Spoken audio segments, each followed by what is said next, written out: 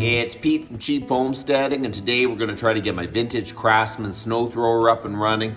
A friend of mine was over picking a bunch of scrap steel up. He's kind of a scrap dealer, and he saw an old Snow Shark snowthrower that I had that was seized. It was in awful shape. He said, "Man, I got one exactly the same, but it's Craftsman, and it's in really good shape." And he said he'd trade it straight out for it. I only need weight for steel because he was filling a container, so he brought it in. I traded the old snow thrower for it. He said he was getting it up and running to sell it. He never finished it, so the carburetor's clean. We just got to put a few shields on and get it up and running. So that's what we're going to do today, so let's go. So it is a Craftsman 6 horsepower snowblower. It's a very simple snowblower. It's got forward and one reverse and neutral. It's got a crank for the chute, and some ingenious guy kind of fixed the universal joint with a socket universal joint. That's kind of a cool idea. And you can adjust the chute. It's simple, just a knob. You know, most of the original parts are here. It's really, really in great shape. The snow thrower part of it is in great shape. There's no dings or bangs or anything. I got one flat tire, so we're gonna try to pump that up and put the chain back on it and get this thing up and running.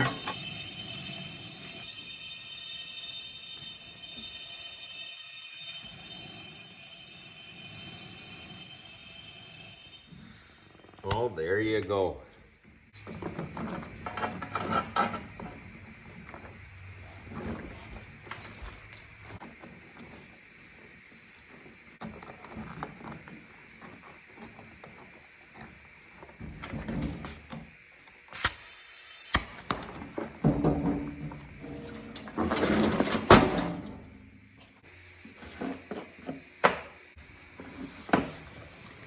Turn on the gas.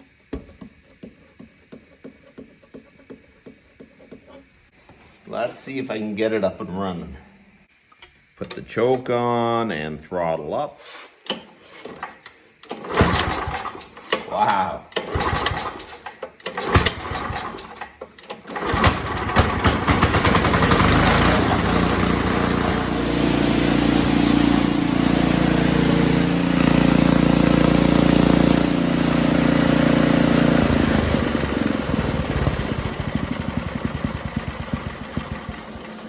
So you can't ask for much better than that. My gracious, it runs awesome. There's no smoke. We're going to adjust the idle so it'll idle a bit better. But otherwise, we're going to put on the shield and it should be good to go. All we're going to wait for is snow because I'm kind of interested. I want to give this thing a try. You know what? These old things, they're not worth very much, but I do like running old equipment for sure.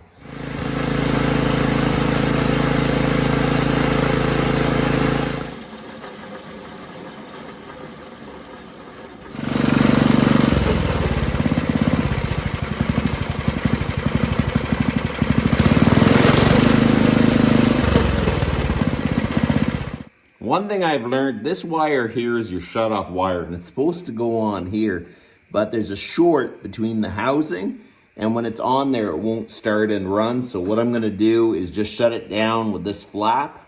That's all I'm gonna use to shut it down. So we're just gonna tie this up out of the way.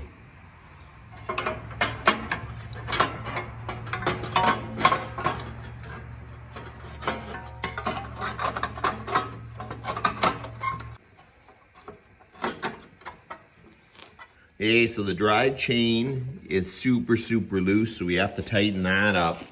The way you tighten it is loosen off the engine and then pull the engine back and it'll tighten up the chain.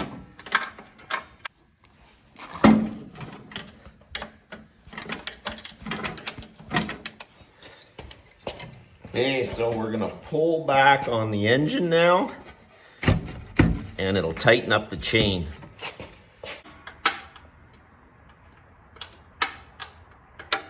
Even back then, they made really hard spots to get to.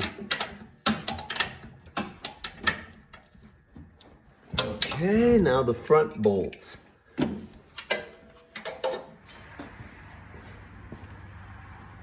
While I'm here, I'm gonna spray the drive chains, especially because this drive chain hangs down quite a piece. Want to make sure that they're lubed up good. So there you go, she's up and running. I'm going to spray some of the chains. I'm going to spray some of the bearings on the end. They are sealed bearings, but I'm kind of hoping some of the oil just kind of gets into there because I don't want the bearings to go out on it. It is a very old unit. It's probably hard to find. So we're just going to try that.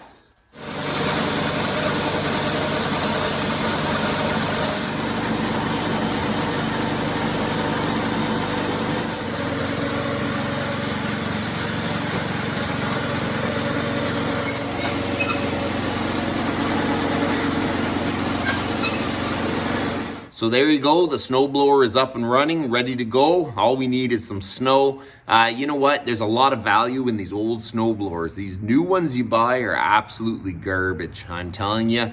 But these old snowblowers have a ton of value left in them, and all we need is snow. Whenever it snows, we're gonna go out and try it. It is only a single stage snowblower, so I'm kind of interested to see how well it works. But that's enough for today, and you guys have a good one.